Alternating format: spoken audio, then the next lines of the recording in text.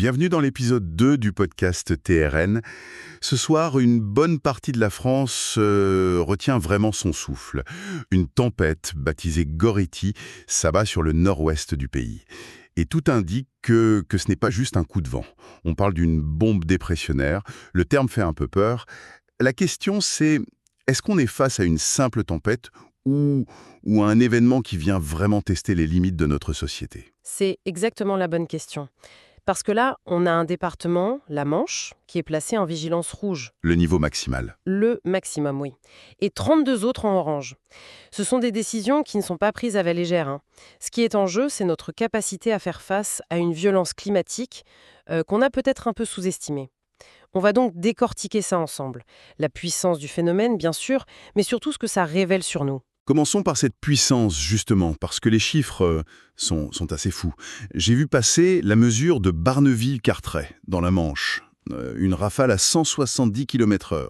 C'est la vitesse d'un TGV, quoi. Est-ce que même pour des météorologues, c'est un chiffre qui surprend? Ah oui, absolument. 170 km/h sur la côte, c'est un record absolu pour cette station de mesure. D'accord. Ce n'est pas anecdotique du tout, c'est le signe d'une énergie colossale. Et ce n'est pas juste un point isolé. On a eu 120 km/h au sommet de la Tour Eiffel. À Paris, oui. Ça montre bien l'étendue du système. Et cette violence, elle s'explique par ce fameux terme de bombe dépressionnaire. Alors justement, ce mot « bombe », il est très imagé, on pense à un truc soudain, explosif. C'est la bonne image? C'est une excellente image en fait. En météo, ça désigne une dépression dont la pression atmosphérique chute, mais alors de manière vertigineuse. D'accord. En moins de 24 heures. On a relevé un minimum de 968,8 hectopascales en Angleterre. C'est extrêmement bas. Et cette chute, elle crée ce qu'on appelle un gradient de pression ultra resserré. Qu'est-ce que ça veut dire concrètement? Pour faire simple, imaginez un vide d'air immense qui se forme très très vite. La nature, elle a horreur du vide. Donc l'air autour ne souffle pas simplement, il est littéralement aspiré pour combler ce vide à une vitesse folle. C'est cette aspiration qui génère des vents aussi violents, aussi destructeurs. Ah oui, vu comme ça, comme une inspiration, on comprend mieux la violence du truc. Et j'imagine que cette énergie, elle ne reste pas que dans l'air, elle se transmet à l'océan. Exactement. Et c'est le deuxième front de cette tempête. Le vent pousse la surface de l'eau. Et avec une telle force, il sculpte des vagues monstrueuses. La bouée des pierres noires, au large d'Ouessant, a enregistré des vagues de près de 15 mètres. 15 mètres? C'est la hauteur d'un immeuble de 5 étages. C'est ça, il faut vraiment prendre un temps pour se représenter ce que c'est. Une masse d'eau et d'énergie phénoménale qui vient s'écraser sur les littorales. Et cette puissance, au début un peu abstraite, elle devient très concrète quand elle touche terre. C'est là que les chiffres de la météo deviennent un chaos pour des millions de gens. La première conséquence, la plus visible, c'est le noir. C'est ça, le réseau électrique, c'est toujours lui qui est en première ligne. Dès hier soir, les premiers bilans tombaient, 50 000 foyers sans électricité. Ah oui, déjà. Principalement en Bretagne, Pays de la Loire et Normandie. Et ça, ce n'est que le début. Le vrai problème, c'est que ces coupures, ce n'est que le premier domino qui tombe. C'est ça qui est fascinant. C'est une vraie réaction en chaîne. Le vent fait tomber des arbres sur les lignes électriques, ce qui coupe le courant, mais aussi sur les voies ferrées. Et là, ça arrête les trains. La circulation est totalement interrompue en Normandie et dans les Hauts-de-France. On paralyse une partie de l'économie, en fait. On touche au cœur de la fragilité de nos systèmes. Et la paralysie, elle s'étend aux routes. La fermeture de ponts, comme le pont de Normandie ou celui de Tancarville, Des ponts emblématiques. ce sont des artères vitales qui sont coupées. On isole des territoires entiers. Dans la Manche, ils ont même interdit la circulation des poids lourds. La chaîne d'approvisionnement. Directement touchée. C'est un véritable infarctus logistique. Et ce qui montre que les autorités prennent la mesure du risque, ce sont les décisions préventives. On ne parle plus de fermer des parcs et jardins, là.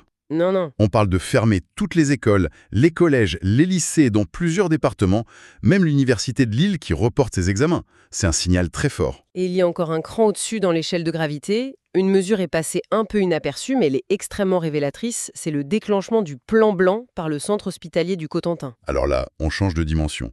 Le plan blanc, pour tout le monde, c'est lié aux attentats, aux catastrophes, à la pandémie. Exactement. L'activer pour une tempête, c'est un basculement énorme.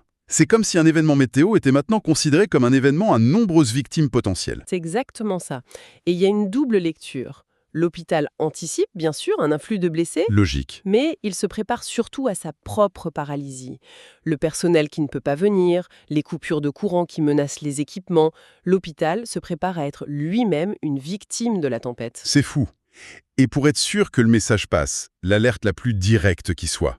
FR Alerte. Tous les téléphones dans la Manche qui se mettent à sonner en même temps. Ce bruit strident. Très anxiogène. Et ce message qui dit « Le danger est là. Maintenant, barricadez-vous ». On ne peut pas être plus clair. Face à cette menace, on voit se déployer une logistique de guerre presque. Les chiffres de mobilisation des secours sont impressionnants. 600 pompiers dans le Calvados, 1000 en Seine-Maritime. Et ce qui est intéressant, c'est la prémobilisation. Enedis, par exemple, a prépositionné 1600 techniciens. Ils attendent pas que ça casse. Non, ils sont déjà sur place, prêts à intervenir dès que possible. Ça montre une vraie doctrine de gestion de crise. Le préfet de la Manche a parlé d'un épisode climatique exceptionnel. Ce n'est plus de la communication, c'est un avertissement. Il demande à tout le monde de se calfutrer, mais on observe en même temps un comportement humain totalement paradoxal. C'est l'un des aspects les plus troublants de cet événement, je trouve. D'un côté, la prudence, la peur. Le maire de Fécamp qui supplie ses habitants de ne pas aller sur le front de mer pour regarder le spectacle. Un spectacle mortel, dit-il. Voilà, il y a une conscience aiguë du danger. Et de l'autre, des gens qui font le chemin inverse. Des hôteliers à Saint-Malo qui voient leurs réservations augmenter. Des gens qui viennent spécialement pour voir la tempête. Le tourisme de tempête ? C'est ça. Et on a même des commerçants qui remplacent leurs planches de bois par du plexiglas pour que les clients puissent profiter du spectacle au chaud. C'est sidérant. Ça en dit long sur notre rapport au risque. Il y a cette dualité fondamentale. Une peur viscérale de cette puissance qui peut nous anéantir. Oui. Et en même temps, une attraction irrépressible.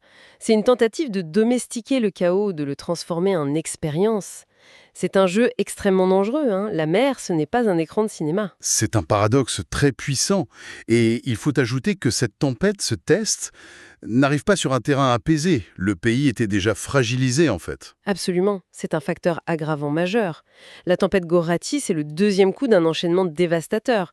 Toute la semaine a été marquée par un épisode de neige et de verglas qui a déjà mis à mal la logistique du pays. On a tous les images en tête, les routes bloquées, les rayons de supermarchés vides. Exactement. Le système était donc déjà en tension avant même l'arrivée du choc principal. C'est un 1-2 climatique. On subit les conséquences de l'un pendant qu'on se prépare à l'autre. Alors, la question que tout le monde se pose, une fois que le cœur de la tempête sera passé, est-ce qu'on peut enfin souffler ? Le répit sera malheureusement de très courte durée. La dépression principale va s'évacuer vers le Benelux, donc les vents les plus violents vont se calmer. Ouf. Mais le retour à la normale, ce n'est pas pour tout de suite. Le système météo est comme un grand balancier. Qu'est-ce qui arrive derrière ? Qu'est-ce que ce balancier nous envoie ? Eh bien, dans le sillage de cette dépression, un air beaucoup plus froid, d'origine polaire, va s'engouffrer sur le pays. Recul, on a donc assisté à un événement d'une force record, qui a agi comme un révélateur. Il a révélé la fragilité de nos infrastructures, notre organisation, mais aussi notre psychologie face au danger. Tout à fait. Ce qu'on vient de décrire, c'est un test de résistance en temps réel pour l'ensemble de notre société. On a vu une gestion de crise à court terme qui semble, dans l'ensemble, bien rodée. Oui, l'anticipation était là. Mais cela ouvre sur une réflexion beaucoup plus profonde, et peut-être plus inquiétante. Qui est de savoir ce qu'on fait maintenant. Qu'est-ce qu'on retient de ce test pour la suite ? Voilà. La question fondamentale n'est plus de savoir si on peut survivre à cette tempête. On y arrivera, avec des dégâts. La vraie question, c'est comment construit-on une société qui est conçue pour en encaisser 10 autres derrière, peut-être encore plus fortes. Parce que le consensus scientifique nous dit qu'elles arrivent. Il ne s'agit plus seulement de gérer l'urgence. Il s'agit de repenser en profondeur la résilience de nos réseaux, de nos chaînes d'approvisionnement, même de notre éducation au risque. La vraie question, ce n'est pas comment on répare après Goretti, mais comment on se prépare à un monde où Goretti devient la nouvelle norme.